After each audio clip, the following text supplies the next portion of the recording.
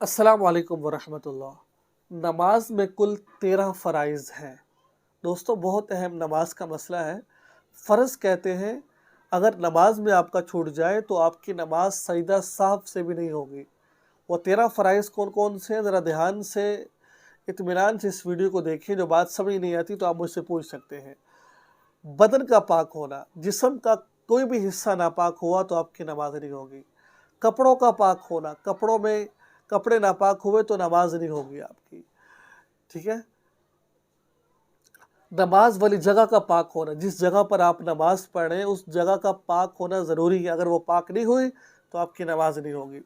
सतर का छुपाना, सतर का छुपाना, मर्द का सतर क्या है, नाफ से लेके घुटनों तक, और औरत का सारा जिस्म सतर है सिवाय मुंह के, हाथ के, इतने इतने हाथ और टखनों से नीचे पाँव, ये सतर नहीं, इसके अलावा सारा सतर है, ठीक है।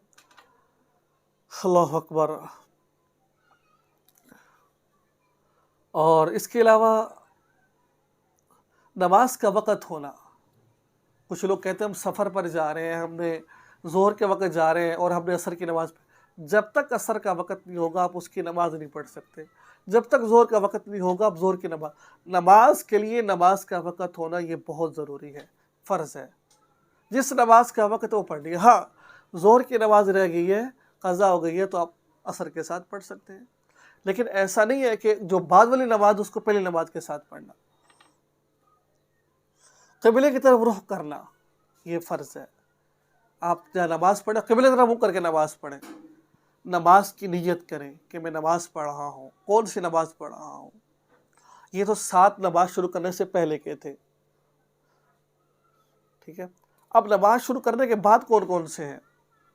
तकबीर तहरीमा कहना, तकबीर तहरीमा हाथ उठाना तकबीर तहरीमा नहीं है, अल्लाह अकबर कहना तकबीर तहरीमा है। क़याम करना, खड़े होकर नमाज पढ़ना। देखिए, हट्टे कट्टा आदमी अगर खड़े होने की ताकत रखता है, बैठ के नमाज पढ़ता है, उसकी नमाज नहीं होगी। खड़े होकर नमाज पढ़नी पड़ेगी। नफल नमाज पढ़ सकते हैं। क़िरात यानी कि एक बड़ी आयत जो मिक़दार में कम से कम 3 छोटी आयतों के बराबर हो, या 3 छोटी आयतें या एक छोटी सूरत पढ़ना, ये फ़र्ज़ है। यानी कि कुरान पाक इतना पढ़ना कि एक बड़ी आयत जो 3 छोटी आयतों के बराबर है, या फिर 3 छोटी आयतें, ठीक है, या फिर एक सूरत जिसकी कम से कम 3 आयतें हों, उतना पढ़ना फ़र्ज़ है। रुकू करना फ़र्ज़ है, सजदा करना फ़र्ज़ है, आखिरी क़ादे में बैठना, क़ादा यानी कि बैठना फ़र्ज़ है। अब आपने ये मसला समझना है, आखिरी क़ादे में बैठना फ़र्ज़ है। इसका मतलब क्या है? इसका मतलब ये है कि एक तो होता है हम जैसे ज़ोहर की नमाज़ पढ़े उसमें 2 दफ़ा बैठते हैं हम, एक 2 रकत के बाद, एक 4 रकत के बाद, ठीक है। अब जो इशा की नमाज़ है मगरिब की, उसमें भी 2 दफ़ा बैठते हैं, 2 के बाद और 4 के बाद, या 3 के बाद मगरिब के। अब जो आखिरी क़ादा जिसमें उन्हें सलाम फेरना है, उस पर हमें बैठना फ़र्ज़ है और अत्तहियात पढ़ना वाजिब है। बात समझ आ गई है। अगर कोई शख्स नहीं बैठता तो फ़र्ज़ छोड़ उसकी नमाज नहीं होगी। नंबर 7, अपने इरादे से नमाज ख़त्म करना, ये फ़र्ज़ है। ये कुल 8 फ़राइज़ हैं, सॉरी ये कुल ग़ालिबन 13 या 14 हैं नमाज के फ़राइज़।